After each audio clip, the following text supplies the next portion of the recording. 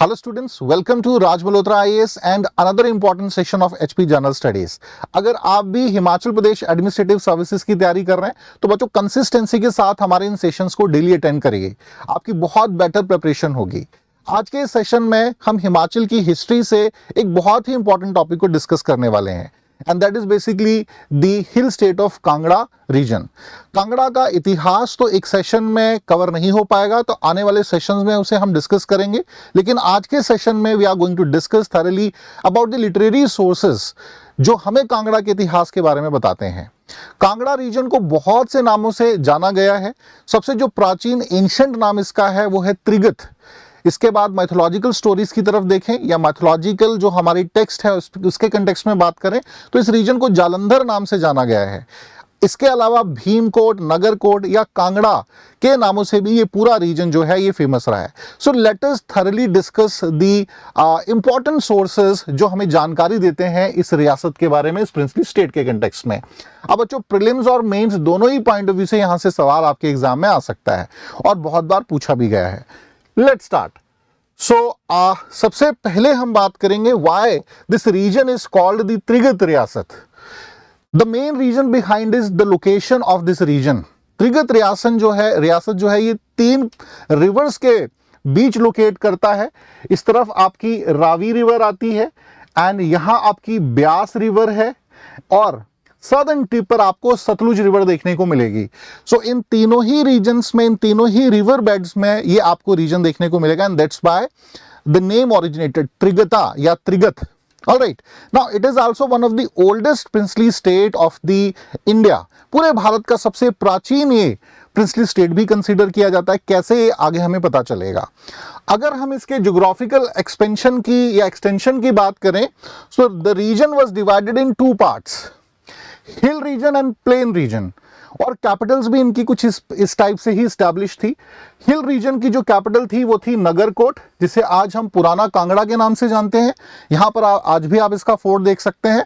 और प्लेन्स का जो कैपिटल था वो था जालंधर का रीजन। ऑलराइट, सो ये जो पूरा त्रिगत का रीजन था बहुत वास्ट था उस टाइम पे। चलिए, अगर इसके अलावा मैं बात करूं, सो जो लाइनेज है या किस डायनेस्टी का यहां पे रूल रहा है, तो एक्चुअली कटोज डायनेस्टी रूल्ड इन त्रिगता। कहां से इसकी शुरुआत होती है और कौन कौन से इंपॉर्टेंट रूलर्स हैं, ये तो इन डिटेल आज के सेशन में हम नहीं पढ़ेंगे, लेकिन 2 इंपॉर्टेंट रूलर्स का मैं जिक्र जरूर करूंगा क्योंकि लिटरेरी सोर्सेज में इनका मेनली जो है नाम आता है। पहला है राजा भूमाचंद, जो कि फर्स्ट रूलर कंसीडर किए गए हैं कटोच डायनेस्टी के, and another prominent ruler is the Susharma Chand, और ये दोनों ही बहुत इंपॉर्टेंट रूलर्स हैं। चलिए, क्यों इंपॉर्टेंट और कैसे ओरिजिन हुआ है जरा समझते हैं। सबसे पहले बात करेंगे राजा भूमाचंद की। ये माना जाता है the origin of Raja Bhumachand was not a human origin. ये बहुत से यहाँ की जो मैथोलॉजिकल फोकलोर्स हैं उसमें से हमें ये पता चलता है कि जो गॉडेस ब्रजेश्वरी हैं, वन ऑफ द शक्तिपीठ्स या कांगड़ा देवी के नाम से भी हम जानते हैं, उनकी आईब्रो से एक स्वेट की जो ड्रॉप थी that fell down on earth, और वहां से उत्पन्न होते हैं भूमाचंद। ठीक है, और उन्हीं की लाइनेज जो है कटोच डायनेस्टी, या उन्हीं के द्वारा कटोच डायनेस्टी का एस्टैब्लिशमेंट किया गया। नाउ इसके बाद अगर मैं बात करूं, नाम आएगा सुशर्मा चंद का। Now why Susharma Chand is so important, क्योंकि देखिए महाभारता के साथ इसकी ट्रेसेस जुड़े हुए हैं। महाभारता,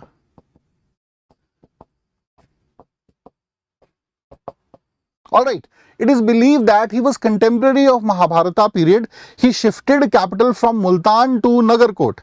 भूमाचंद जो थे, इन्होंने कैपिटल कटोच डायनेस्टी की स्टैब्लिश करी थी मुल्तान में, लेकिन बाद में सुशर्मा चंद जो कि कौरवास के कंटेम्पररी थे, पांडवों के अगेंस्ट लड़े थे महाभारत के युद्ध में ये, तो इनके द्वारा कैपिटल शिफ्ट कर ली गई and he was the 234th king of this lineage. Now इसी से हमें इंफॉर्मेशन मिल रही है, जानकारी मिल रही है कि सोचिए महाभारत भी हम हिस्टोरिकली भी एविडेंसेस के हिसाब से देखें तो 5000 साल पुराना इतिहास है, और ये उस समय 234वें शासक थे इस डायनेस्टी के, मतलब 233 रूलर्स पहले हो चुके हैं महाभारत के। इतनी पुरानी थी ये त्रिगत रियासत ऑलरेडी। ऑलराइट, सो चलिए नाउ आगे बढ़ते हैं। इसके अलावा बच्चों कलहण की राजतरंगिनी जो है उसमें या फरिश्ता की अकाउंट्स हैं उसमें भी हमें इस डायनेस्टी के बारे में काफी जानकारी मिलती है, जिसे मैं आगे आपके साथ एलैबोरेट करूंगा। चलिए talk about the next slide. आगे बढ़ते हैं और अनदर इंपॉर्टेंट जो लिटरेरी सोर्सेज हैं वो है the travelogues of Hiuen Tsang. Chinese traveller Hiuen Tsang visited India, ठीक है, और काफी लंबा समय इन्होंने तकरीबन 15 साल का समय यहाँ पे व्यतीत किया था। इस दौरान he also make a visit to the hills, और 2 बार ये जो त्रिगत रियासत है यहाँ पर रुके थे। अब इसके पीछे का कारण था वो उसको भी समझते हैं। देखिए हर्षवर्धन के टाइम पीरियड में ह्यून सैंग विजिटेड इंडिया, और उस समय ये माना जाता है कि हर्षवर्धन के डायनेस्टी के रूल में ये जो हिल स्टेट थे ये उनकी सुजरानिटी को एक्सेप्ट करे हुए थे। मतलब त्रिगत की जो रियासत है, ठीक है, ये सुजरानिटी एक्सेप्ट करी हुई थी हर्षवर्धन की। तो हर्षवर्धन ने ये आदेश दिया हुआ था स्पेशली, ठीक है, ही ऑर्डर्ड कि जब ये हिल स्टेट गए हैं Hiuen Tsang, he make a visit, so उनकी सुरक्षा होगी, उनको एस्कॉर्ट करिए, पूरा जो उनका ट्रैवल है उसका अरेंजमेंट करिए। त्रिगत के रूलर कौन थे इसकी भी जानकारी हमें मिलती है। So according to the Hiuen Tsang, उस समय जो नाम इनकी राइटिंग्स में मिलता है वो है उदिल्तो, या अगर हम जो हमारा इंडियन टेक्स्ट है उसमें देखें सो उद्दिम या उदिमा नाम से ये नाम यहाँ पर मेंशन किया गया है कि त्रिगत के उस समय के ये राजा थे। पहली बार जब ये 630 के आसपास यहाँ विजिट करे थे तो 4 महीने रुके थे, and then second time he make a visit in 643, तो बहुत कम समय रुके थे, बट हाँ त्रिगत से होते हुए ही ये गए थे। सो ह्यून सैंग की राइटिंग्स के थ्रू भी हमें बहुत सी इंफॉर्मेशन मिलती है। Now what kind information we received with respect to this region? So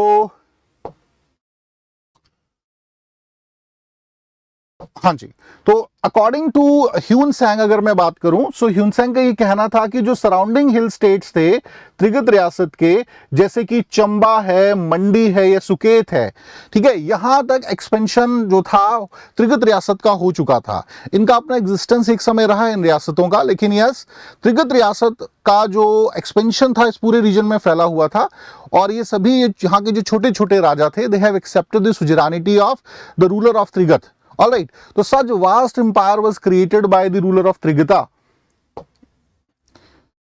इसके अलावा अगर हम मेडाइवल हिस्ट्री की तरफ देखें तो बहुत से हिस्टोरिकल टेक्स्ट में हमें कांगड़ा या त्रिगत के विषय में जानकारी मिलती है। सबसे पहले बात करेंगे या सबसे प्रोमिनेंट टेक्स्ट के बारे में बात करेंगे, वो है रिटन बाय उतबी जो है इनके द्वारा तारीखे यामनी लिखी गई है, और इसमें महमूद गजनबी के अटैक्स, जो नगरकोट का अटैक 1009 का था, उसके बारे में हमें इंफॉर्मेशन मिलती है, that how much he looted, how much wealth he looted from here.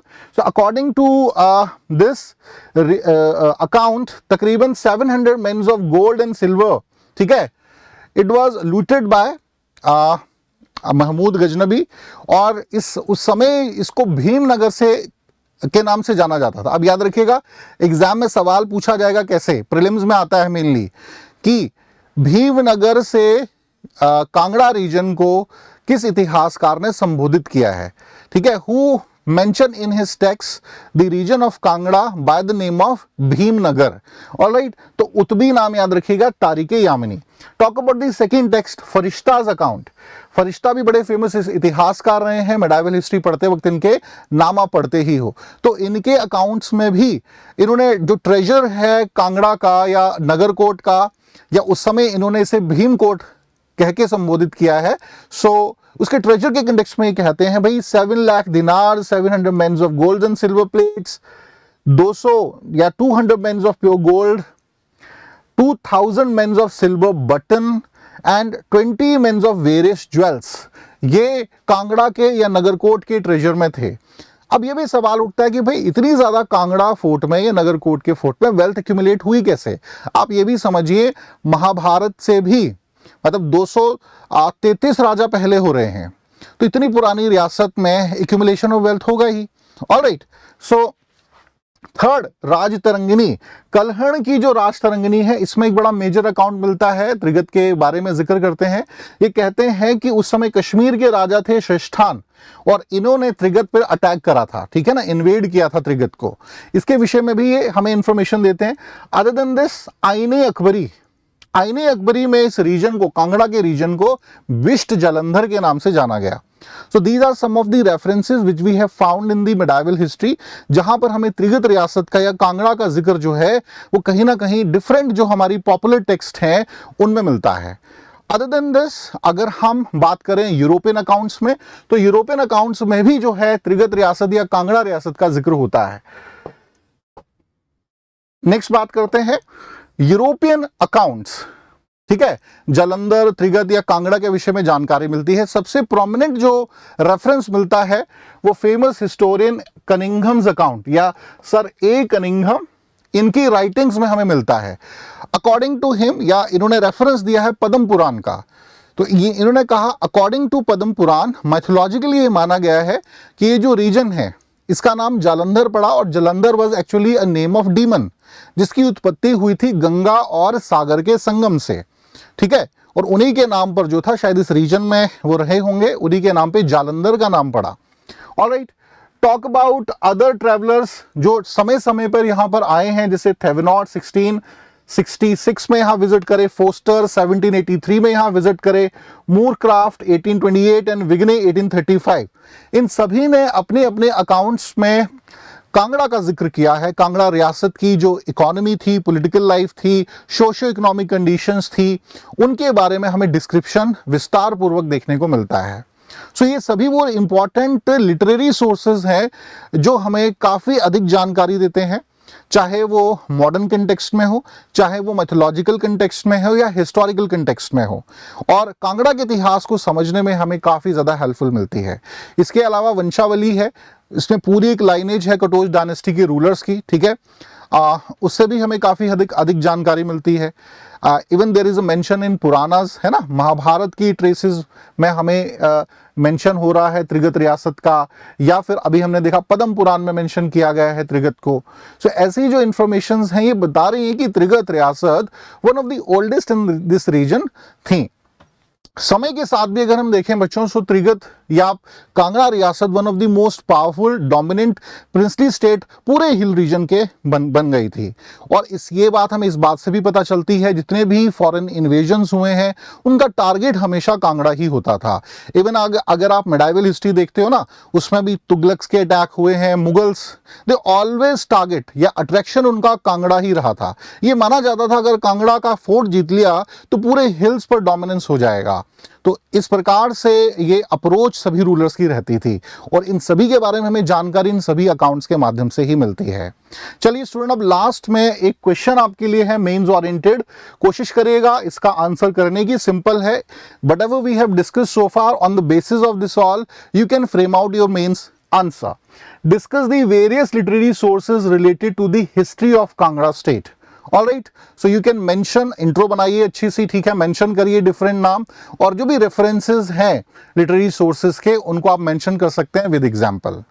तो आज के लिए इतना ही। Thank you so much, have a nice day.